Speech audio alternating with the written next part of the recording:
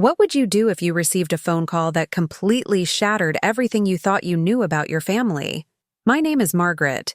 I'm 52 years old, and this is the story of how one unexpected call from my pilot son changed my entire world forever. It was an ordinary Tuesday morning when my phone rang, and I heard words that still haunt me. "Mom, she's on my flight." If you've ever had your trust broken by someone you loved, hit that subscribe button and give this video a like, because what I'm about to share will show you that sometimes the people closest to us are the ones hiding the biggest secrets. Have you ever felt that gut-wrenching moment when reality suddenly doesn't make sense anymore? I remember that morning so clearly. I was in my kitchen making coffee, thinking about how blessed I felt to have such a wonderful family. My son Daniel had been a commercial pilot for 8 years, and I was always so proud when he'd call to tell me about his flights. My daughter-in-law, Sarah, was supposed to be at home with me that morning, helping me plan our family reunion. Everything seemed perfect, peaceful, exactly like any other day in our quiet suburban neighborhood. But sometimes, life has a way of pulling the rug out from under you when you least expect it. The phone rang at exactly 9:47 a.m. I'll never forget that time because it marked the moment my life split into before and after. Daniel's voice sounded strange, almost panicked, which immediately caught my attention because he's usually so calm and composed. "Mom, you need to sit down," he said, and those words sent ice through my veins. I could hear the airplane engines in the background, passengers chatting, but his voice was deadly serious. Something was terribly, terribly wrong. "I'm doing my pre-flight passenger check, and I found something that doesn't make sense," Daniel continued, his voice shaking slightly. He paused for what felt like an eternity, and I could hear my own heartbeat pounding in my ears. "Mom, I have Sarah's passport here in my hands, and she's sitting in seat 14A next to a man I've never seen before." The words hit me like a physical blow, and I actually had to grip the kitchen counter to keep from falling.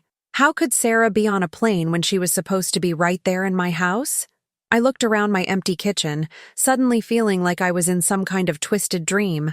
"Daniel, that's impossible," I whispered. But even as I said it, a cold realization was creeping into my mind. Sarah had left early that morning, saying she needed to run some errands before coming back to help me. She kissed me goodbye, told me she'd be back by noon, and now my son was telling me she was on a flight to who knows where. But that's when things took a turn I never saw coming, and what I discovered next would make me question everything I thought I knew about the people I loved most. Today, I'm sharing with you the most painful and transformative story of my life, a journey that took me through betrayal, confusion, and ultimately to a strength I never knew I had. If you've ever been lied to by someone you trusted completely, make sure to subscribe and hit that like button because you'll understand exactly how I felt in that moment. This isn't just another family drama story. This is about the moment when your entire reality crumbles and you have to decide whether to stay in denial or face the painful truth. Have you ever had to choose between comfortable lies and devastating honesty? I need you to understand that before this call, I thought I had the perfect family dynamic. Daniel was my pride and joy, a successful pilot, married to Sarah for 3 years, and they seemed so happy together. Sarah had become like the daughter I never had, always so caring, always there for family events, always seeming genuine and loving. We'd spend hours talking about recipes, planning holidays, sharing stories about Daniel's childhood. I trusted her completely, welcomed her into my heart and home without any reservations whatsoever. But as I stood there in my kitchen, holding that phone and listening to Daniel's confused voice, I realized that sometimes the people we love most are capable of the deepest deceptions. The woman I had been treating like my own daughter, the woman I had shared my most personal thoughts with, might have been living a complete lie. My hands started trembling as the weight of this possibility settled over me like a dark cloud. I felt like I was drowning in my own confusion, gasping for air in a world that suddenly made no sense. This story isn't just about betrayal. It's about that moment when you have to decide who you really are when everything falls apart. Are you someone who runs away from difficult truths, or are you someone who faces them head-on, no matter how much they hurt? As I stood there listening to Daniel describe what he was seeing, I realized I was about to find out exactly what kind of person I really was. The comfortable illusion I had been living in was about to be shattered, and there would be no going back to ignorance.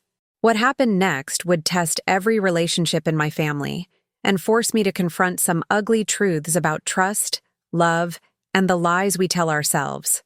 I'm sharing this with you because I believe that sometimes we need to hear stories about people who've walked through fire and came out stronger on the other side. If you're going through something similar, if someone has betrayed your trust, I want you to know that you're not alone in this journey. But I need to warn you.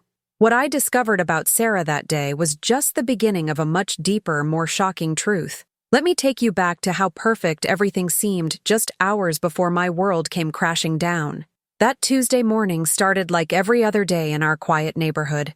Birds chirping outside my window, the smell of fresh coffee filling my kitchen, and the warm feeling of having family close by. Sarah had been staying with me for the past week while Daniel was on his rotation, and honestly, I loved having her around. She would help me with the garden, we'd watch our favorite cooking shows together, and she seemed so genuinely happy to spend time with me.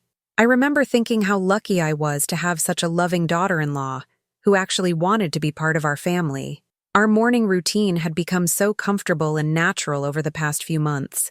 Sarah would wake up around 8 a.m., come downstairs in her pink pajamas, and we'd share breakfast while talking about our plans for the day.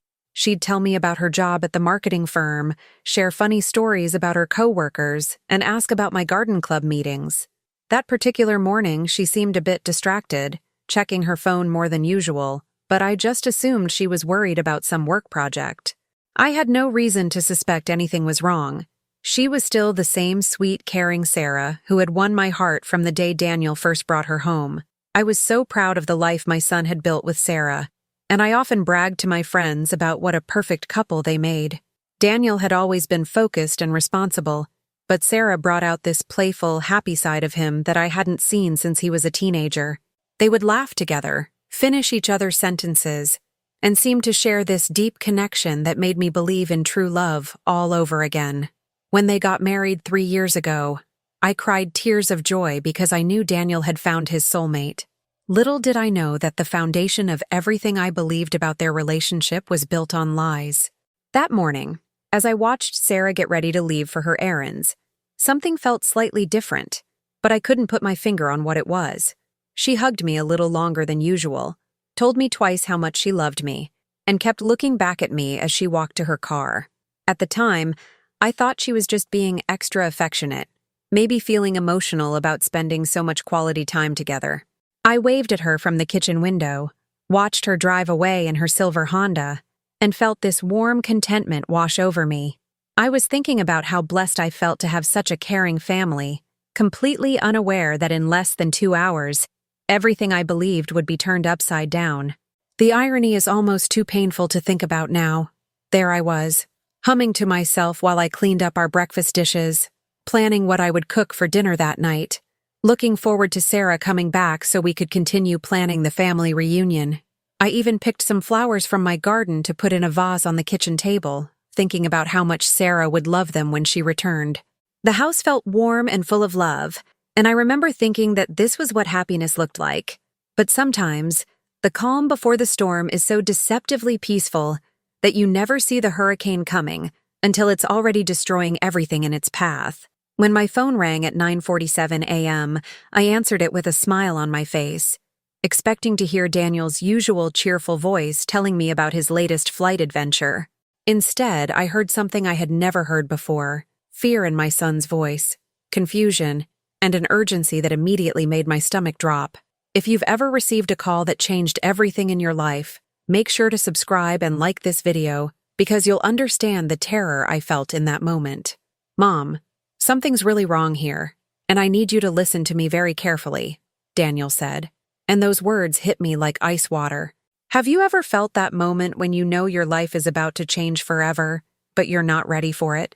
The background noise of the airplane made his voice sound distant and surreal, like he was calling me from another dimension. I could hear the flight attendants making announcements, passengers settling into their seats, and the familiar sounds of pre-flight preparations that I had heard so many times before. But Daniel's tone was unlike anything I had ever heard from him. He sounded like he was questioning his own sanity. "Mom, I'm looking at a passenger manifest. and Sarah's name is on my flight to Miami, he said slowly, as if he couldn't believe the words coming out of his own mouth. My first instinct was to laugh because that was obviously impossible. Sarah was just here an hour ago, and she was supposed to be running errands around town. Daniel, honey, you must be looking at someone else's information, I said, trying to keep my voice calm and rational. But he interrupted me with words that made my blood run cold. Mom, I'm looking right at her passport photo, and I'm looking at the woman in seat 14A, and they're the same person. The phone slipped in my hand, and I had to sit down on one of my kitchen chairs because my legs suddenly felt like jelly. He continued, She's sitting next to a man with dark hair, maybe in his 40s, and they're holding hands like they're intimate. The way he said that last word, with such disbelief and pain, made my heart break for him, even as my own world was spinning out of control. I found myself staring at the empty coffee cup that Sarah had used just an hour earlier, still sitting on my kitchen counter with her lipstick mark on the rim. Are you absolutely sure it's her? I whispered, even though I could hear in Daniel's voice that he was certain. He described her perfectly. The small scar above her left eyebrow from a childhood accident, the way she twisted her wedding ring when she was nervous, even the tiny mole on her neck that most people wouldn't notice. Mom, it's definitely Sarah, but she's acting like she doesn't know me, and when I walked past her seat, she looked right through me like I was a stranger. The betrayal in his voice was so raw and painful that I wanted to reach through the phone and hold my son. But then Daniel said something that made my entire world stop spinning. Mom, there's something else. The man she's with, he's wearing a wedding ring too, and they have matching luggage tags with the same last name, but it's not our last name. I sat there in my kitchen, surrounded by the remnants of the perfect morning I had shared with Sarah, and realized that everything I thought I knew about my daughter-in-law might have been a complete fabrication. The woman who had been living in my house, eating at my table and calling me Mom, might have been living a double life that none of us ever suspected. What I was about to discover next would make this shocking revelation look like just the tip of an iceberg that would tear our family apart. My mind was racing, desperately trying to find a logical explanation for what Daniel was telling me, because accepting the truth felt like jumping off a cliff into darkness.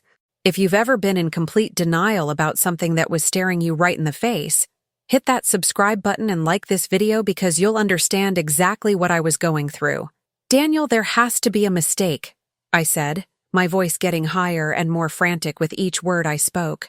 I was clinging to any possible explanation that would make sense, that would keep my world from falling apart completely. Have you ever fought so hard against reality that you were willing to believe impossible things just to avoid facing the truth? I started pacing around my kitchen, my mind creating elaborate scenarios that could explain away what Daniel was seeing. Maybe it was Sarah's twin sister that nobody knew about. Maybe someone had stolen her identity. Maybe Daniel was having some kind of stress-induced hallucination from working too many flights. Honey, you've been working so hard lately. Maybe you're just tired and seeing things that aren't really there, I suggested, even though I knew how ridiculous that sounded. I was literally trying to convince my son that he was losing his mind rather than accept that his wife might be betraying him. The denial was so strong that I would have rather believed my pilot's son couldn't recognize his own wife than face the alternative. Mom, I know what I'm seeing, Daniel said firmly, but I could hear the pain underneath his certainty. I kept interrupting him with more impossible theories. Maybe she had a medical emergency and had to fly somewhere quickly.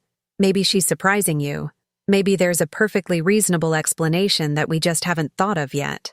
Each excuse sounded more desperate than the last, but I couldn't stop myself from trying to build a bridge over this chasm of betrayal. I was mentally rewriting reality in real time, creating a fairy tale where Sarah was still the perfect daughter-in-law, and Daniel was just confused. Looking back now, I realize I was protecting myself as much as I was protecting him. The silence on the other end of the line grew longer and more uncomfortable as Daniel processed my desperate attempts to explain away what he was witnessing firsthand. Mom, she just laughed at something this man whispered in her ear, and she's wearing a dress I've never seen before, he said quietly. Those words hit me like a physical blow because I remembered that dress. I had complimented Sarah on it just last week when she showed it to me, saying it was a gift from a work friend. Now I was starting to realize that maybe the work friend wasn't just a colleague, and maybe all those business trips and late nights weren't what they seemed. The foundation of my denial was starting to crack, and I could feel the truth trying to break through. But even as the evidence piled up, I kept fighting against it with everything I had, because accepting it would mean that I had been completely fooled by someone I had grown to love like my own child. "Daniel, promise me you won't do anything rash until we figure this out," I begged, still hoping that somehow, some way, there would be an innocent explanation for all of this. I was asking my son to doubt his own eyes and trust my desperate need to believe in the illusion I had been living. But deep down, in a part of my heart that I wasn't ready to acknowledge yet, I was starting to realize that the Sarah I thought I knew might never have existed at all. What Daniel told me next would finally force me to stop running from the truth that was about to destroy everything I believed about my family. Daniel's voice became more steady and determined as he described exactly what he was observing, and each detail felt like another nail in the coffin of my denial. Make sure to subscribe and give this video a like if you've ever had to watch someone you love discover a painful truth about their relationship. "Mom, I'm watching them right now, and they're not acting like strangers or business associates," he said with a calmness that was somehow more frightening than his earlier panic. He paused, and I could hear him taking a deep breath before continuing. "They're acting like they've been together for years, like they know each other intimately. Have you ever watched someone's innocence disappear in real time, knowing there was nothing you could do to protect them from the truth?" My son began describing details that painted a picture I didn't want to see, but couldn't ignore any longer. "She's resting her head on his shoulder, and he's playing with her hair the same way I used to when we first started dating," Daniel said, his voice breaking slightly. I could hear the realization hitting him as he spoke. This wasn't just an affair or a momentary indiscretion. This looked like a whole other relationship, maybe even a whole other life. "Mom, they have the same wedding rings, but they're not the ones I gave her," he continued, and I felt my heart shatter for my son. The woman he had loved and trusted completely was sitting right in front of him, living what appeared to be a completely different existence. I sank deeper into my kitchen chair, staring at the flowers I had picked for Sarah just hours earlier, now wilting in their vase like my hopes for our family. "Daniel, what are you going to do?" I whispered, afraid to hear the answer, but knowing I needed to be strong for him. He was quiet for a long moment, and I could hear the airplane engines humming in the background, passengers laughing and chatting, completely unaware of the drama unfolding in their midst. "I don't know, Mom," he finally said, "but I can't pretend I didn't see this." The resignation in his voice told me that my son was already starting to accept what I was still desperately trying to deny. "There's more, Mom," Daniel said, and somehow I knew that whatever he was about to tell me would be the final piece of evidence that would make denial impossible. I asked one of the flight attendants about them, and she said they've flown this route together every month for the past year, always booking the same seats, always acting like a married couple. My breath caught in my throat as the implications of this hit me. This wasn't a recent betrayal or a momentary mistake. This was a sustained deception that had been going on right under our noses. While I had been welcoming Sarah into my home, sharing meals with her, treating her like family, she had been living an entirely separate life with someone else. The weight of this revelation made me feel physically sick, but I knew I had to stay strong for Daniel, even as my own world was collapsing around me. "She's been playing both of us, hasn't she?" I said, finally allowing the truth to escape from my lips. Daniel's quiet, "Yes, Mom, I think she has," confirmed what we both now knew. Sarah wasn't the person either of us thought she was, and our family would never be the same again. But what I didn't know yet was that this discovery was just the beginning, and what Sarah had been hiding from us was far more complex and devastating than either of us could have imagined. The real question wasn't just who Sarah really was, but how long she had been living this double life, and what other secrets were about to come to light.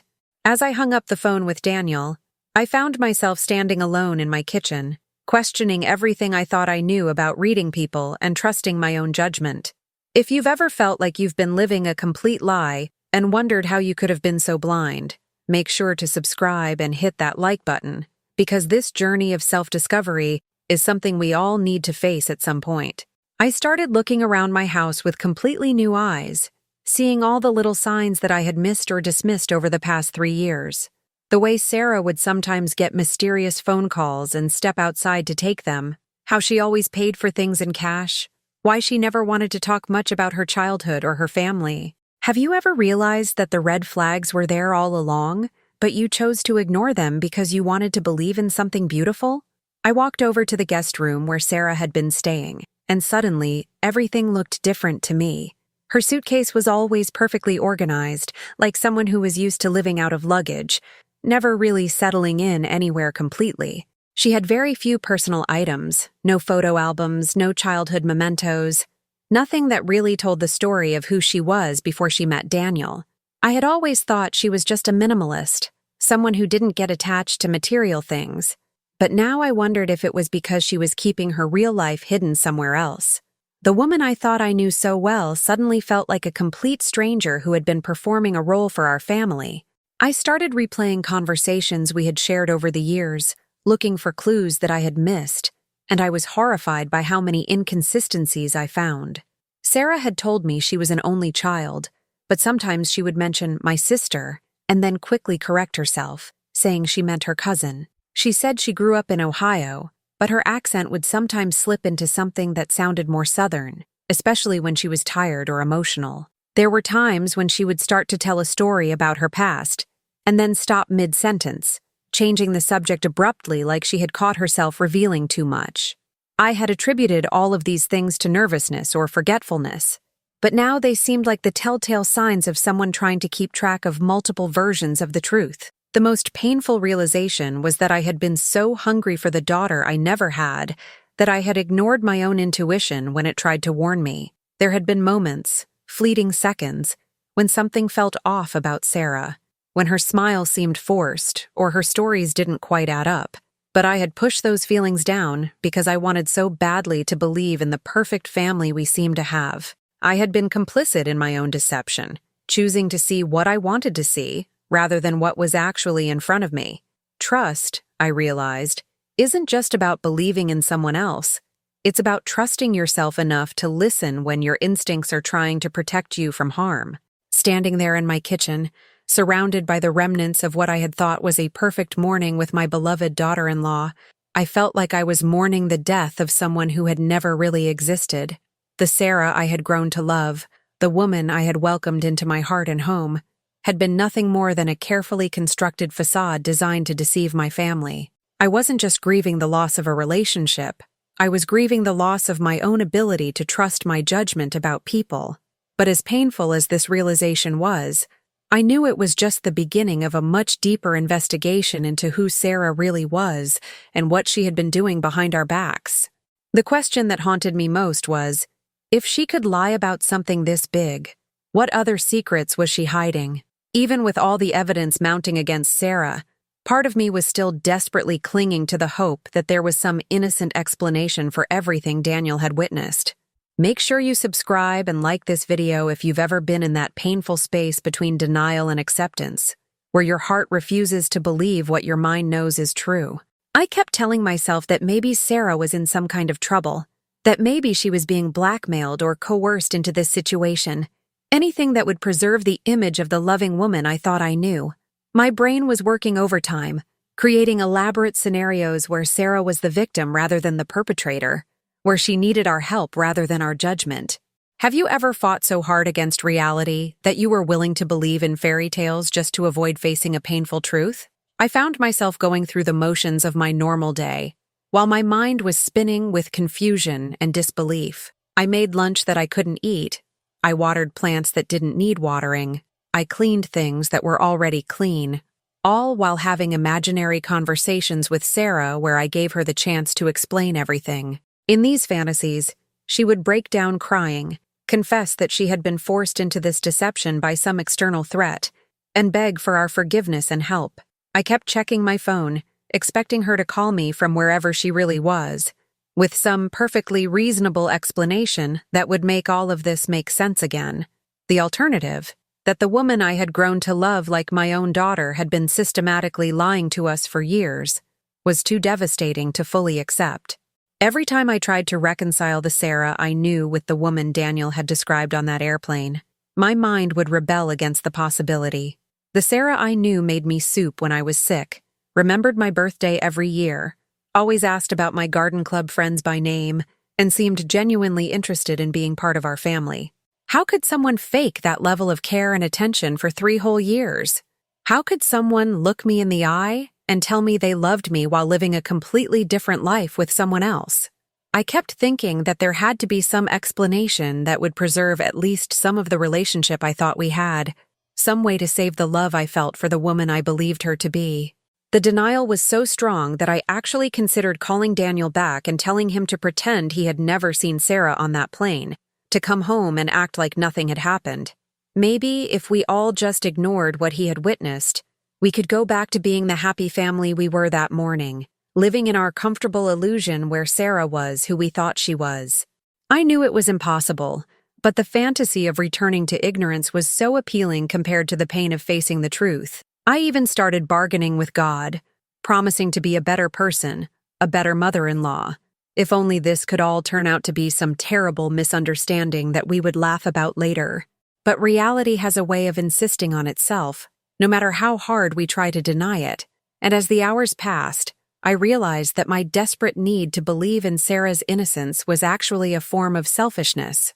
I was more concerned with preserving my own comfortable world than I was with protecting my son from further harm. Daniel deserved to know the truth about his wife, no matter how painful it was, and I deserved to stop living in a fantasy that was built on lies. The hardest part wasn't just accepting that Sarah had betrayed us. It was accepting that I had betrayed myself by ignoring all the signs that she wasn't who she claimed to be.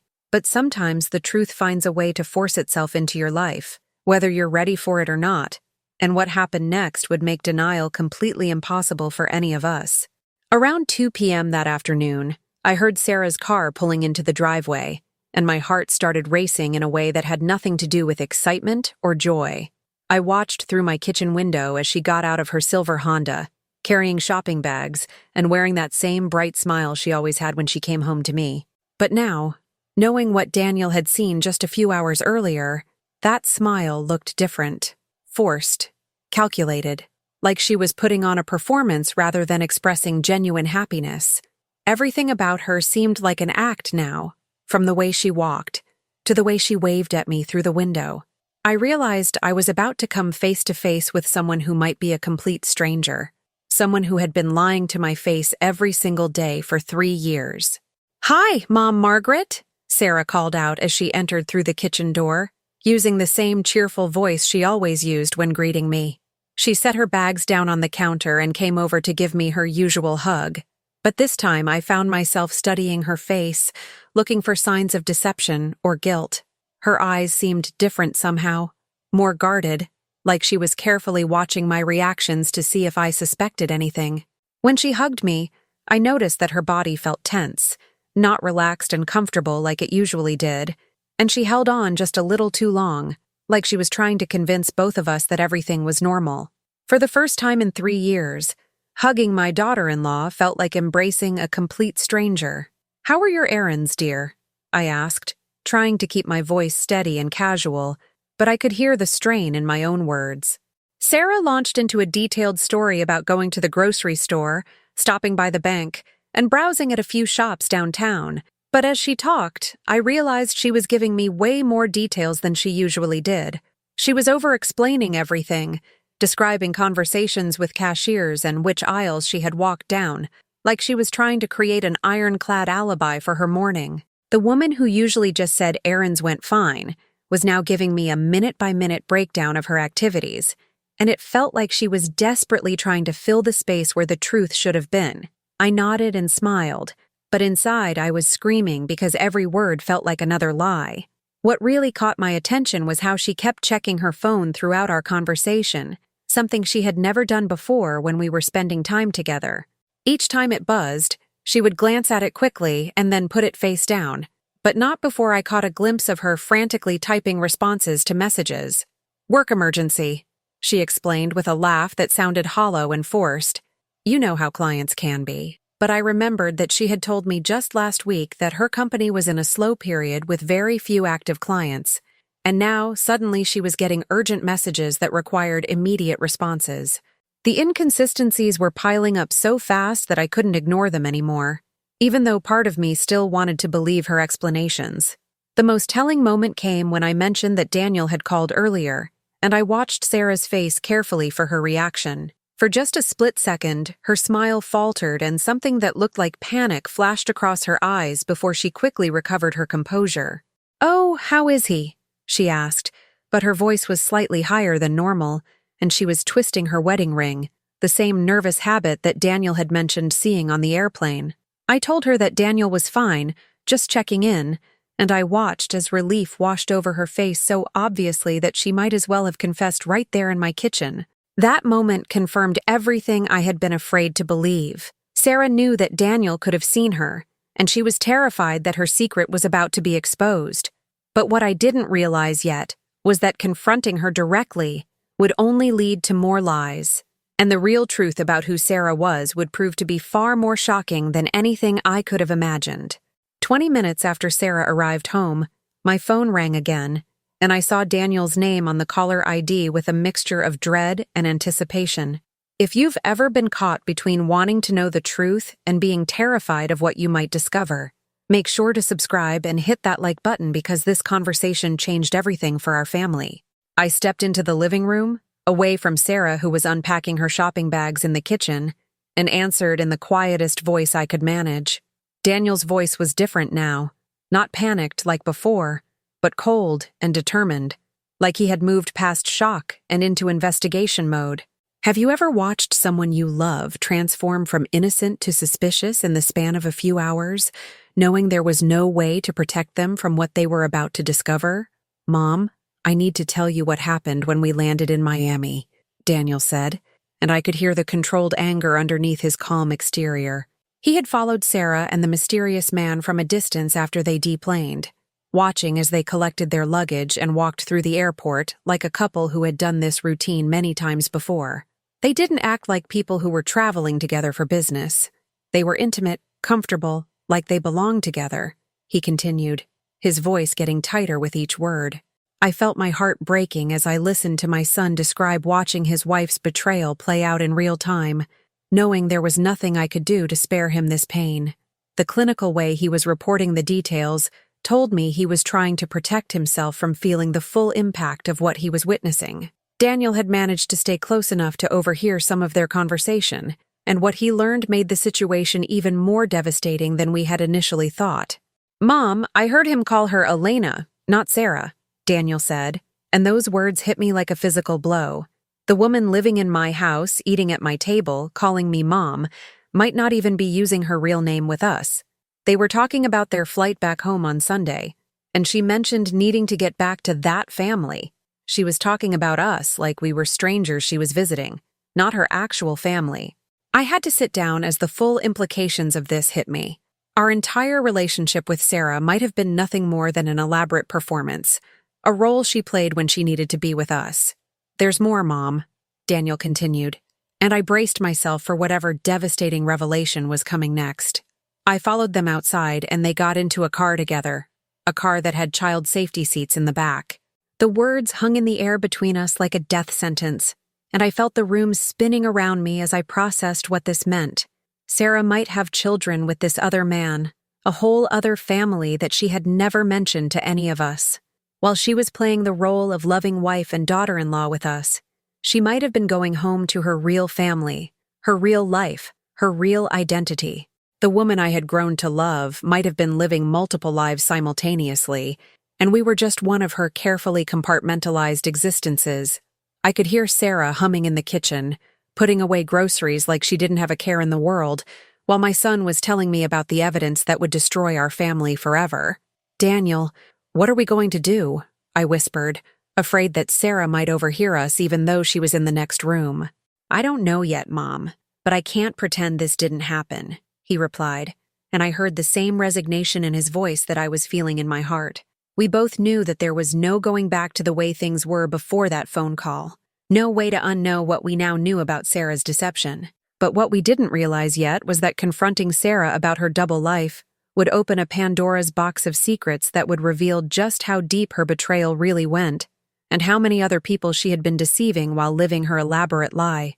The question wasn't just who Sarah really was, it was how many other Sarahs were out there, living other lives, with other families who had no idea they were being deceived.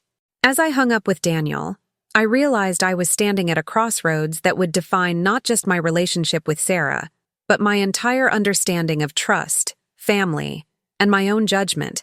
If you've ever had to decide between confronting someone you love about their lies or continuing to live in comfortable denial, make sure to subscribe and give this video a like because this decision will resonate with anyone who's faced betrayal. I could hear Sarah still bustling around in the kitchen, probably preparing to make us both lunch like she had done hundreds of times before, completely unaware that I now knew about her secret life. The normalcy of the moment felt surreal. Here was a woman who had been systematically deceiving my family for years, acting like nothing had changed while my entire world was falling apart. Have you ever had to pretend everything was fine while your heart was breaking into a million pieces? Walking back into the kitchen felt like entering a theater where I was now expected to play a role I had never auditioned for, the unknowing mother-in-law who still believed in the facade. Sarah looked up at me with those same warm brown eyes that had convinced me she genuinely cared about our family. But now I wondered how much of that warmth had been real and how much had been carefully calculated performance.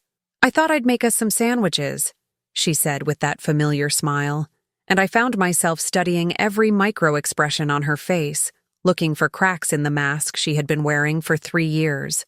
The woman who had once felt like the daughter I never had now felt like a stranger who had invaded my home and stolen my son's heart through elaborate deception. Every gesture, every word, every smile now seemed like evidence of how thoroughly she had manipulated all of us.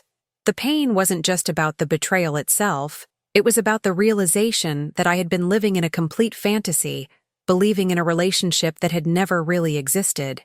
Sarah had sat at my kitchen table thousands of times, listening to me share my deepest thoughts, my fears about Daniel's dangerous job, my memories of his father who had passed away years earlier. I had trusted her with stories I had never told anyone else, believing that she cared about me as much as I cared about her. Now I realized that while I was opening my heart to someone I thought was family, she was probably calculating how to maintain her lies and keep her secret life hidden from us. The violation felt almost spiritual.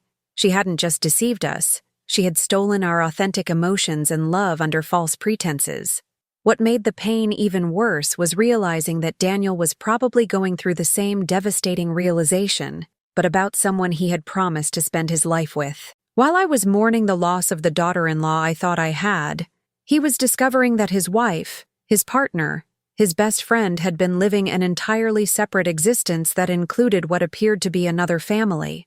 I kept thinking about all the nights he had called me, worried about Sarah working late or traveling for business, never suspecting that she might have been with another man, living another life completely. The betrayal wasn't just personal, it was generational, affecting not just Daniel's marriage, but the grandchildren I had hoped to have, the family traditions I had dreamed of passing down, the future I had imagined for all of us. Standing there watching Sarah make lunch with the same care and attention she had always shown, I realized that the cruelest part of her deception was how good she had been at it. She hadn't just lied to us. She had loved us convincingly, or at least performed love so well that we couldn't tell the difference. The meals she had cooked, the conversations we had shared, the holidays we had celebrated together, how much of that had been real, and how much had been an elaborate performance designed to maintain her cover story. But as painful as these realizations were, I knew that the hardest part was yet to come, because eventually we would have to confront Sarah with what we knew, and I had a feeling that the woman we thought we knew would disappear forever, replaced by a stranger whose real motivations and identity we might never fully understand. The moment I decided to confront Sarah directly, I felt like I was about to detonate a bomb that would destroy any remaining hope of salvaging our family relationships. I waited until she finished making our sandwiches, watching her move around my kitchen with the same comfortable familiarity she had always shown. And then I took a deep breath and said the words that would change everything. "Sarah, Daniel called me today, and he told me something very interesting about his flight to Miami." The sandwich she was holding slipped from her hands and hit the floor, and for the first time since I'd known her, I saw raw, unfiltered panic in her eyes. Her face went completely white, and she gripped the edge of the kitchen counter so hard that her knuckles turned white, like she was trying to keep herself from collapsing. In that moment, before she said a single word, I knew that everything Daniel had told me was absolutely true. "I don't know what you're talking about," Sarah said, but her voice was shaking so badly that the words were barely audible. She was no longer the confident, composed woman who had walked into my kitchen an hour earlier. She looked like a trapped animal who had just realized there was no way out. "Daniel said he saw a woman who looked like you on his flight, sitting with a man, acting very familiar," I continued, watching as her face crumpled with each word I spoke. She tried to maintain eye contact with me, but I could see her mind racing, probably trying to calculate how much Daniel had seen and how much damage control she needed to do. The silence that followed felt like it lasted forever, filled only with the sound of her ragged breathing and my own heartbeat pounding in my ears. "It wasn't what it looked like," Sarah finally whispered, and those 6 words confirmed everything I had been afraid to believe. She wasn't denying that she had been on the plane. She wasn't claiming mistaken identity. She was trying to minimize what Daniel had witnessed. "Then what was it, Sarah?" I asked, using her name like a weapon because I wasn't even sure that was really who she was anymore. The woman standing in my kitchen started crying, but even her tears felt calculated now, like she was using them to buy time while she figured out her next move. I realized that I was probably seeing the real Sarah for the first time, not the loving daughter-in-law, not the devoted wife, but a woman who had been caught in an elaborate deception and was desperately trying to find a way out. What came next was a confession that was somehow both more and less than what I had expected. Sarah admitted that she had been seeing another man, but she claimed it was a recent development, a mistake born out of loneliness during Daniel's long flights. She swore that she loved Daniel and wanted to make things work, begging me not to tell him what I knew, because it would destroy him. But even as she spoke, I could tell she was still lying. The details didn't match what Daniel had described. The timeline didn't make sense, and her explanations felt rehearsed, like she had prepared for this conversation. I found myself wondering how many other people she had lied to, how many other families she had deceived, and whether anything she had ever told us about herself had been true. The woman I thought I knew was dissolving before my eyes, replaced by someone I couldn't trust and might never really understand. The most heartbreaking moment came when Sarah dropped to her knees in my kitchen and begged me to keep her secret, promising that she would end the affair and be the wife and daughter-in-law we deserved. But as I looked down at her, sobbing on my kitchen floor, I realized that I wasn't just looking at someone who had made a mistake. I was looking at someone who had built her entire relationship with our family on lies. The Sarah who was begging for forgiveness wasn't the same Sarah who had been living a double life for years, and I wasn't sure which version was real, or if either of them was someone I could ever trust again. What I didn't know yet was that this confession was just the beginning, and the full truth about who Sarah really was would prove to be far more complex and devastating than anything she was willing to admit that day. The question wasn't whether I could forgive her, it was whether the person I thought I was forgiving had ever really existed at all. After Sarah's tearful confession in my kitchen, I realized that forgiveness wasn't going to be enough. I needed to take action to protect my son and uncover the full extent of her deception. If you've ever reached that moment where you knew you had to fight back against someone who betrayed you, make sure to subscribe and hit that like button, because what I did next surprised even me. I spent the next 3 hours on the phone with Daniel, piecing together every inconsistency we could remember from the past 3 years, every suspicious behavior, every lie that we had previously dismissed. We weren't just dealing with an affair. We were dealing with someone who had systematically deceived our entire family, and I was determined to find out exactly who Sarah really was. Have you ever felt that moment when victimhood transforms into determination? When you decide that you're not going to let someone get away with hurting the people you love? My first step was to hire a private investigator, something I never thought I would do in my entire life. But Sarah's lies had shown me that sometimes you have to go to extraordinary lengths to uncover the truth. Within 48 hours, we had confirmation that Sarah's real name was Elena Rodriguez. She was married to a man named Carlos in Miami, and they had 2 children together, a 6-year-old girl and a 4-year-old boy. The investigator showed me photos of Elena dropping the kids off at school, attending parent-teacher conferences, living what appeared to be a completely normal suburban life with her real family. While she had been playing house with us on weekends and holidays, she had been raising actual children with another man, living a life that made our relationship look like a part-time hobby she indulged in when it was convenient. The revenge I chose wasn't violent or dramatic. It was methodical and complete. I documented everything: copies of the flight records showing her monthly trips to Miami, bank statements showing cash withdrawals that corresponded to her work trips, even receipts from restaurants where she had been photographed with Carlos and the children. I wanted to make sure that when Daniel filed for divorce, Elena would have no way to deny the extent of her deception or claim that it was a recent mistake. But more importantly, I wanted to make sure that Carlos and Elena's children knew the truth about the woman they thought was their devoted wife and mother. If Elena could live a double life with us, what other secrets was she keeping from her real family? The most satisfying moment came when I arranged for Carlos to receive copies of all the evidence, including photos of Elena at our family gatherings, wearing the wedding ring Daniel had given her, playing the role of devoted wife to another man. Within hours of receiving the package, Carlos had called Daniel directly, and they spent 2 hours comparing notes about the woman they had both been married to. It turned out that Elena had told Carlos she was working as a traveling consultant, which explained her frequent absences from Miami. She had been using our family as cover for her supposed work trips, while using her real job in Miami as cover for her time with us. The web of lies she had constructed was so complex that it had taken 2 deceived husbands working together to fully unravel it. But the real victory wasn't in exposing Elena's lies.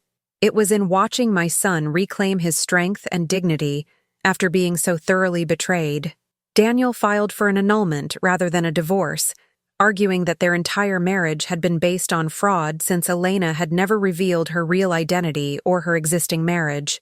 The legal proceedings were swift and decisive, and Elena found herself facing bigamy charges in 2 states, while losing both of the families she had been manipulating. As I watched my son rebuild his life with honesty and integrity, I realized that sometimes the best revenge isn't about hurting someone who hurt you. It's about refusing to let their deception define your future. But what I learned about myself during this process would prove to be the most valuable discovery of all, and it would change how I approached trust, love, and family relationships for the rest of my life. 6 months after Elena's deception was fully exposed, I found myself sitting in the same kitchen where I had received Daniel's life-changing phone call, but everything felt different now. Make sure to subscribe and like this video if you've ever had to rebuild your life after someone you trusted completely betrayed that trust. The flowers on my table were real. The conversations I had with visitors were genuine. And most importantly, I had learned to trust my own instincts again after months of questioning my judgment. Daniel had moved back home temporarily while he processed everything that had happened, and our relationship had grown stronger through this shared trauma. We had learned that sometimes the worst betrayals can bring families closer together when they face them honestly. Have you ever discovered that surviving something terrible can actually make you stronger and wiser than you were before it happened? The legal consequences for Elena were severe. She faced bigamy charges, fraud charges, and lost custody of her children in Miami when Carlos filed for divorce and presented evidence of her systematic deception. But beyond the legal ramifications, Elena had lost something far more valuable: the trust and love of 2 families who had genuinely cared about her. Daniel and I often talked about how she could have had real relationships with all of us if she had just been honest from the beginning. But her choice to build everything on lies had made authentic love impossible. She had traded the possibility of genuine connection for the temporary thrill of living multiple lives, and in the end, she was left with nothing but the wreckage of all the relationships she had destroyed. Sometimes the consequences of our choices are more devastating than any external punishment could ever be. What surprised me most about my own healing process was how empowering it felt to take action, rather than remain a victim of someone else's deception. By investigating Elena's lies, exposing her fraud, and helping Daniel rebuild his life, I had transformed from someone who had been deceived into someone who had fought back against deception. I learned that forgiveness doesn't mean accepting lies or allowing someone to continue hurting you. Sometimes the most loving thing you can do is hold people accountable for their actions and protect others from being deceived the same way you were. The strength I discovered in myself during those difficult months became a permanent part of who I am, and I knew I would never again ignore red flags or dismiss my intuition to preserve someone else's comfort. Daniel eventually met someone new, a wonderful woman named Jessica, who was refreshingly honest about her past, her feelings, and her intentions for their relationship. Watching him learn to trust again, but this time with healthy boundaries and clear expectations, showed me that even the deepest betrayals don't have to define our capacity for love. We both became better at recognizing genuine people because we had experienced the contrast of someone who was thoroughly fake, and we valued authenticity in ways we never had before. Elena's deception taught us how precious real relationships truly are. The pain of betrayal had been transformed into wisdom, and that wisdom made every genuine relationship in our lives more meaningful and more treasured.